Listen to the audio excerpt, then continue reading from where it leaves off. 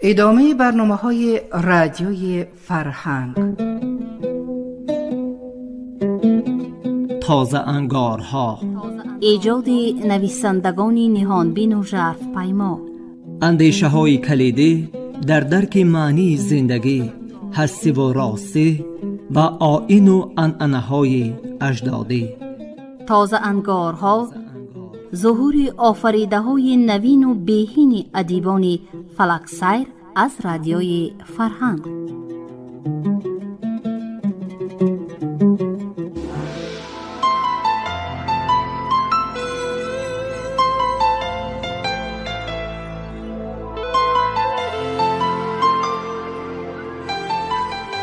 السلام علیکم شنوندگان عزیز. حالا از برنامه تازه انگارها گفتاری هشتم را از اثر نویسنده عبدالحمید صمد پرانچک ها شنوید.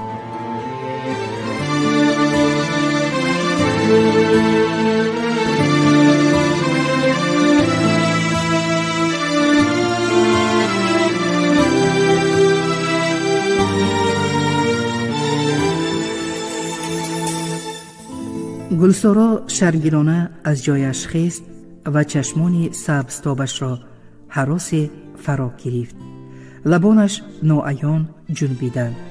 شاید وی اندیشه‌اش را گفتن خواست، اما جرأت نکرد. نمیدانم. رنگی آواز برآورد و لب گزید و سراسیمه نشسته خود را در پس رحمت شاه بجا کرد. غیر از خواندن خودش هیچ چیز را نمیداند. پیچینگ زد دختری. نسیم کیست؟ این هم پسر رئیس. نخواد. کودکوار ندا برآورد صبوری. عجایبات دنیا را بینید که یک پسر رئیسش در خواندن استا، دیگرش عیاش. کو از جایت خیست پسر رئیس؟ نسیم مثل آدمی خواب‌آلود کاهلانه برخیست و سوال آمیز به معلم نظر افکند. خواب‌آلود می‌نمایی بچه؟ حالا ما در کدام خصوص گپ می‌زدیم؟ کنجکاوانه پرسید معلم، ولی نسیم جواب نداد. از این وجه صبوری به شبهه افتاد و به ساعتش نگریست و نفسی چقر کشید. گپ به فکرم از حد گذشت. باور دارم که تو برای نمیدانم گفتنت بهای اعلا نگرفته ای. به این رفیقان فلاکت زدت یگان مصلحت ده آخر. حاجت مصلحت دادن نیست استاد، خودشان میدانند. این گپی نو کو؟ صبوری از جایش خیست. چی را میدانند؟ میدانند که باید کتاب مطالعه کرد. بی‌پروا جواب داد نسیم و نیشخند زنان افسود. برای تحصیل آمدند. از پس کتاب دوند در گرد کتاب گردند. آفرین پسر، جانی گپ را گفتی، فهمیدید؟ صبوری به ما ذهن موند. به جای مگزین و کوچه‌گردی، به جای لباس‌های شیک پوشیده سیاحت کردن، به جای گرد ماشین‌ها تار تنیدن، کتاب خواندن لازم. همه خاموشانه از ساعت چشم نمی کندند. لشکری گرسنگی در شکمها طبل می زد. استاد هم مگر این را با رموز دریافت که جزدانش را برداشته جمع آمد تمام گفت و سرفیده و لب و لنج پاکنان از صنف برآمد. نعیم، این گپ ها به تو هم دخل دارند. هنگامی از زینه ها فرامدن دست به کتفم نهاده گفت رحمت شاه هیهی خندیده. اصلا به جای رحیم بیگ گوش تو را تاب می دادن. بهتر بود. او تو همان شب خواب نرفته قیس را احتیاط می کردی به هوشیارخانه نمی افتاد. گرد ماشینی و من بعد پشه نشد. شاید سبب گرسنگی و خستگی بود که پیچینگ‌های رحمتشاه به مغز استخوانم رسیدند. در وجودم یک لرزش ناشناس را احساس کردم. برابر وی عصبیانه قدم زده در دلم اندیشه طغیان میکرد. برای این تحقیرش جواب گردان که مثل کورمشت هنگش را کند و حساب برابر شود. آخر این ملایم خنک دایم پای جسته چنان گپ‌های بویگین و نیشدار میگوید که جان کس نمی براید و بس.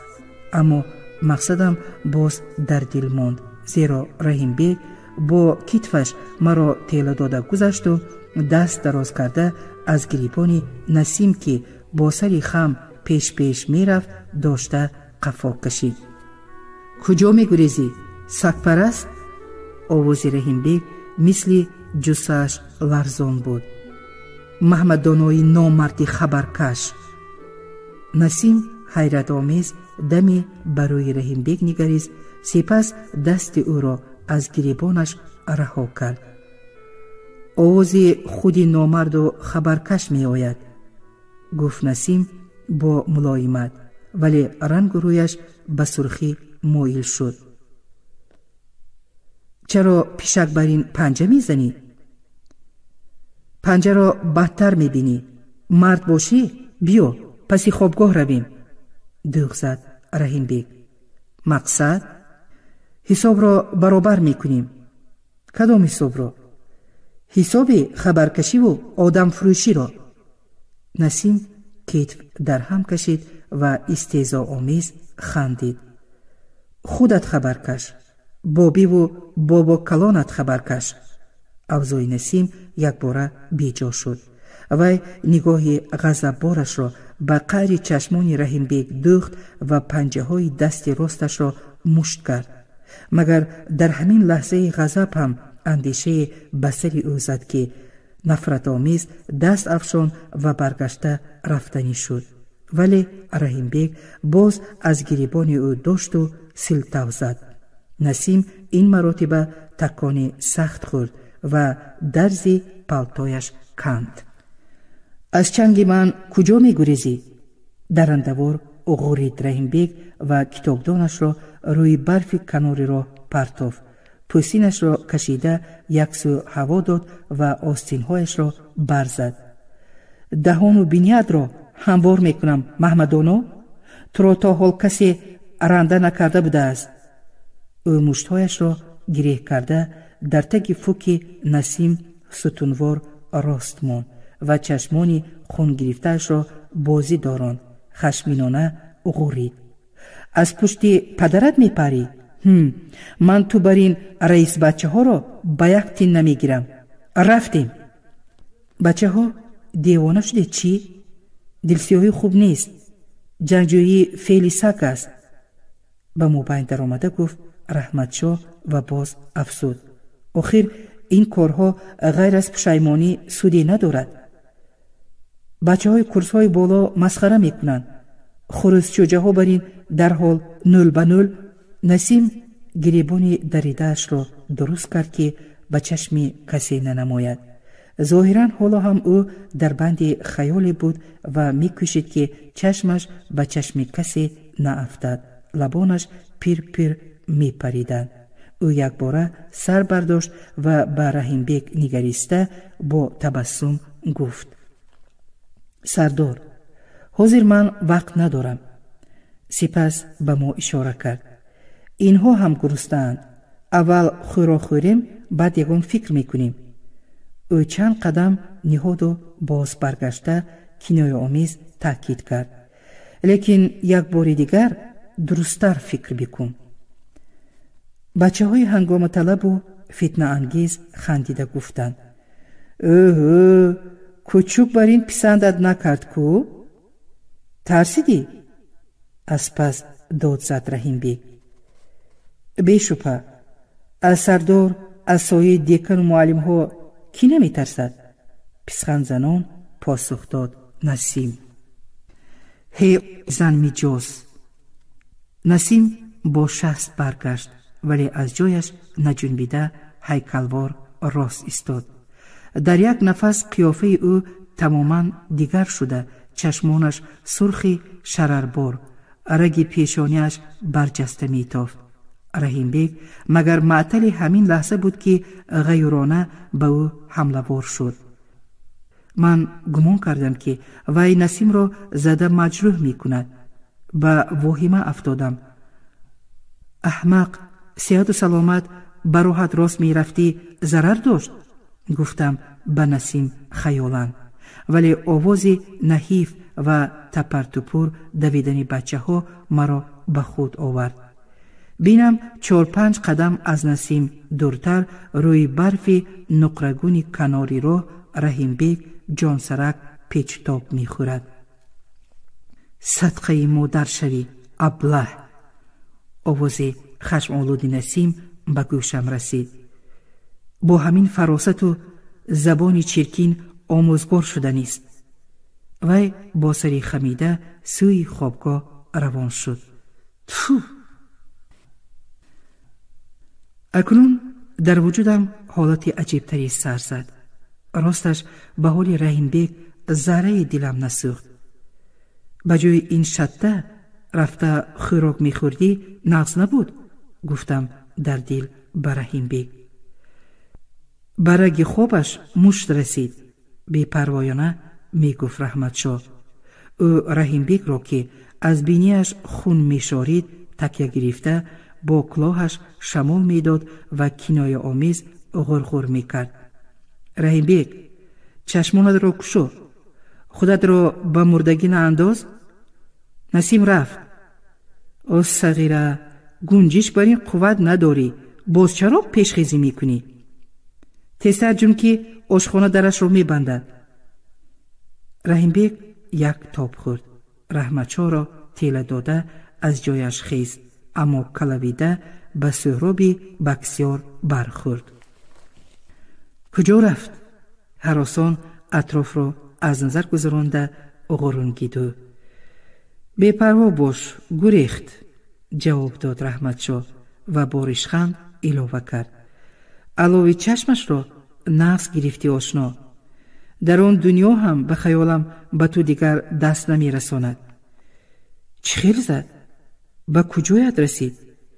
نامرد ناگهان زده؟ نکاوت برین. اوی در سکسی باکس اشتراک نمی کند کو؟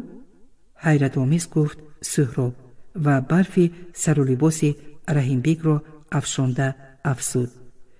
انسان نباشم اکنون پسی کلش را نشان گرفته بودم که کجا گریخ میگویم. اگر حالی به چنگم افتد در پوستش که جای نکنم از کمری علی بای نباشم. با دست روی مول خونی بینیش را پاک کنان غرونگاه ساد رحیم بیگ. به کفتن هم دیگر او را نمی یابی. بیهوده سرگردان نشو آشنا. او را یابی در شهر کاهی سبیل مانده یافت نمی شود. گریخت. خودش را در خانه کدام مورچه پناه کرد. جدی گفت رحمت شاه. بهترش رو دست رویت را بشوی، خوراکی گرم بخور. رحیم بیگ پوستینش را به کتف پرتافت. ما سوی خوابگاه روان شدیم، ولی مگر علم او از نو علنگه گرفت که یک بار برگشت و جانب دانشگاه شتافت. کجا می روی؟ رحمت شاه دویده پیش راه او را گرفت. سرت چرخ زد چی؟ خوابگاه این طرف است. گوشه. رحمت شاه را تیله داد و پیش دیکان رفته آچه این اوباش را در چشمش نشان می دهم. این احمقی را نکن، نامردی می شود، ندا کرد رحمت شاه. وی که ذاتاً هر یک سخن را با خنده و استهزا می پیوندد در این لحظه قیافه‌اش جدی گشت و شتابان پیش راهی رحیم بیگ را بسته تولع آمیز گفت جور جان، شکایت نکن، عیب است. این خصلت به مرد نمی زیبد. او اول خودت دست برداشتی کو. تو هم دمروی همان او باشی. وی خبرکشی نو آدم مرا زده خونشار کند و خبشینم. نه، ریشهش رو می سوزانم. آوازی تهدید آمیزی رحیم بیگ از دورتر به گوش رسید. در دانشگاه یا من میمانم یا وی. لحظه خاموش و حیرت زده هیکلوار راست ایستادیم. رحمت شاه هنوزم از پس رحیم بیگ می نگریست. شمال سرد وزیده بوی برف را به مشام می زد. رحمت شاه مثل آدمی کارکوفته شلپر و با علم پیچی را زد. بسیار سبک فکر، بی مغز بوده است. خیر، به فکر تو شورانگیزی و آدم فروشی نفس است؟ پرسید سهراب و آتشین گشت. من این خیل آدم ها را چشم دیدن ندارم. رحمت شاه ملزم موند. در نهاد من باز آتشی شبهه علنگ زد. ما آهسته قدم می گذاشتیم. هر کس به اندیشه پابند بود. ناله برف زیر پا به گوش حزین می رسید.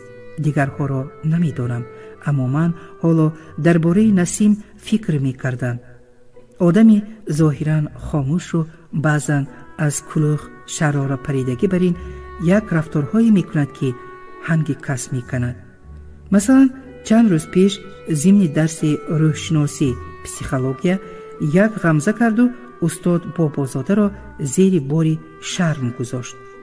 اصلا خودی معلم گناهکار بود. آخر وی مدام نصف درس ها را به تعریف و توصیف زن، پسر و دختر، حتی سگ و گربهش می بخشد. باز هنگام حکایتش از روی قانونهای روحشناسی طلب می کند که بچه ها ناجنبان خاموش ایستاده دو چشم از وی نکنند. اگر مبادا کسی سرفد یا بجنبد دماغ استاد در حال می سوزد. خلاصه کلامش همین است که زنش بانوی مهربان، فرزندان او نسبت به تمام بچه های شهر حتی ما عاقل و دانااند. سگ و پیشکش آنچنان با فراست و زیرکند که به حیوان بودنشان آن کس افسوس می خورده است.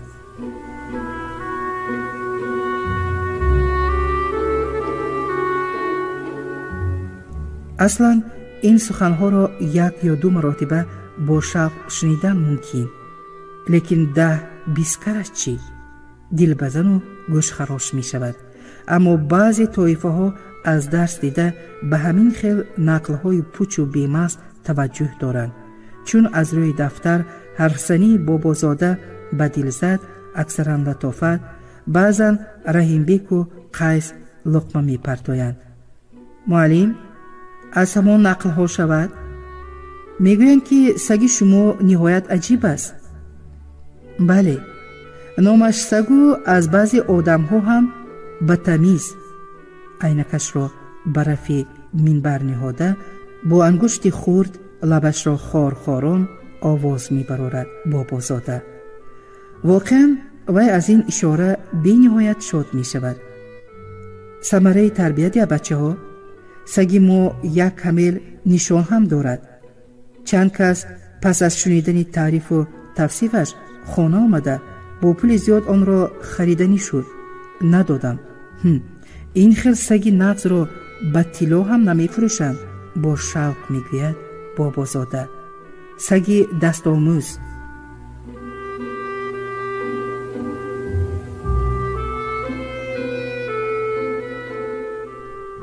دانشیان کورس های بالا حکایت می کنند که بابازاده این غزل را سالها باز با آنها می خونده است و حتی مراتبه برای همین غزل فروشیش بچه های یک گروه او را از درس پیش هم کردند.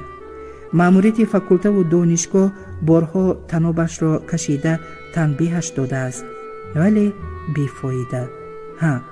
چند روز پیش استاد بابازاده برای دم دادن معنی ما از روی کشف بعضی عالم ها این ضرور و مفید بوده است. باز شمه از غزلهایش را به زبان آورد. گربه ما بچه ها هر روز مرا پیشواز می گیرد. سخن آغاز کرد او. عجیب حیوانی است گربه. چی؟ البته سلام می دهد. مرا دیدن زمان 3-4 مراتبه میاو میاو می گوید. بعد همین که به پایگاه قدم نهادم از بالادری پریده به سری کتفم می نشیند. بابازاده خوشحالانه خندیده لبش را خارید. به گربه گفتنش حیفم می آید. ниҳоят зирак, одамбарин. ягон кас ба ҳавлӣ даромаданӣ шавад, аввал сагро огоҳ мекунад, сипас назди мо меояд. ӯ ногоҳ ҳикояро қатъ кард. ваҷоҳаташ хаёле беҷо шуд ва айнак ба чашм ниҳода ба кунҷи синф нигаристу ранҷишомез нидо кард: ҳӯй бача, хобӣ ё бедор? кӯ аз ҷоят бихез? ҳама ба қафо нигаристанд. туро мегӯям. овози бобозода андаке ларзид. вай бо савлат қадам ниҳода назди Насим рафт. чӣ кор мекунӣ? китоб мехонам. хиҷолатомез посух дод Насим ва аз ҷояш бархост. китоб? бо як оҳанги хандаовар овоз баровард бобозода ва рӯи офтобнадидааш бенуртар гашт. дастонаш ларзиданд. ман хуни ҷигар хӯрда ба девор гап мезадаам дия. китоба? ман нури чашм равонда 5 китоб навиштам. чаро дарсро гӯш намекунӣ? гӯш кардам, табассумкунон ҷавоб дод Насим. агар гӯш карда бошӣ, бигӯй ки ман чӣ мегуфтам? бобозода айнак аз чашмонаш гирифт ва лабашро хорхорон пичингомез афзуд. марҳамат, ҷавоб диҳ. китоб мехондааст. то ҷавоб надиҳӣ, ман дарс намегузарам. Насим ҳайкалвор рост истода ба рӯи устод менигарист. бобозода ғолибона боз ба коҳиш шурӯъ кард. гум нашав, ҷавоб диҳ. китоб хондан осон, лекин китоб навиштан, ба дарс ҷавоб додан ҳазл не. шумо гуфтед ки... бо мулоимат сухан оғозид Насим ва гӯё қудрати идома додани гапро надошта бошад, боз хомӯш монд. не, ба хаёлам вай хомӯшро авлотар донист, вале таънаву маломати бобозода маҷбураш кард ки боз лаб кушояд. ҳамашро гӯям? ҳа, шумо гуфтед ки сагу гурбаатон... хандаи осмонкафе ба амал омад ва аз байни ин садоҳои мубҳам овози ларзони бобозода аранге ба гӯш расид. бас, беодоб, ту маро ранҷондӣ. аз синф баро. вай дилашро дошта назди минбар омад. акнун ба рӯяш каме сурхӣ давид. бачаҳо ҳолати нобоби устодро дида якбора хомӯш монданд. бубахшед муаллим, суханҳои худатон, узрхоҳона гуфт Насим, аммо бобозода гапи ӯро бурид. ман барои шумо муаллим не. харро думу одамро ақл гуфтаанд. хайрият занг садо доду бобозода аз ин ҳолати ногувор раҳид. ту аз куҷо донистӣ ки Насим хабар кашидааст? овози раҳматшоҳ андешаи маро бурид. аз гапи худаш маълум, бедимоғ ҷавоб дод Суҳроб. хайр, муаллим аз куҷо хабар ёфтааст ки дар хобгоҳ базм оростаанд ва қайс ба милиса афтодааст? о Насим иштирок надошт кӯ? гуфтам ман. ҷони гап дар ҳамин, ғолибона нидо кард Суҳроб. бахилдия, даъваташ ки накардед, аз алам шӯр ангехтааст.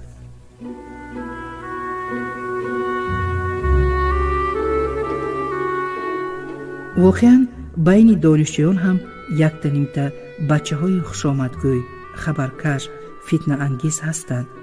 онҳо ҳангоми дарсу суҳбат гӯшашонро сих карда меистанд ва ҳамин ки дар бораи асар ва шахсияти ягон муаллими шиносу ҳаммаҳаллаашон аз касе эроде шунаванд, дарҳол онро нарезондои начакконда ба вай мерасонанд. ин суханчинони бадбахт на танҳо байни донишҷӯён, ҳатто байни омӯзгорон ҳам оташи низоъ ва ҷанҷолро аланга медиҳанд.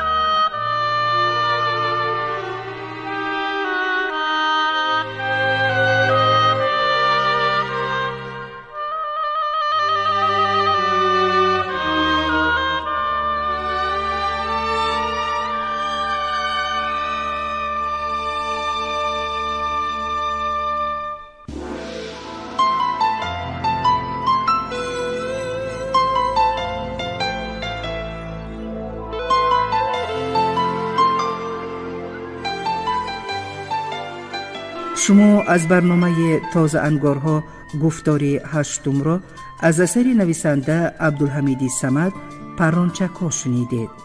برنامه را اینها آماده نمودند: راوی قطبیه اکرامی، صدابردار امام علی زیایف، کارگردان برنای نظام. تنصیحت و خانه آباد باشید.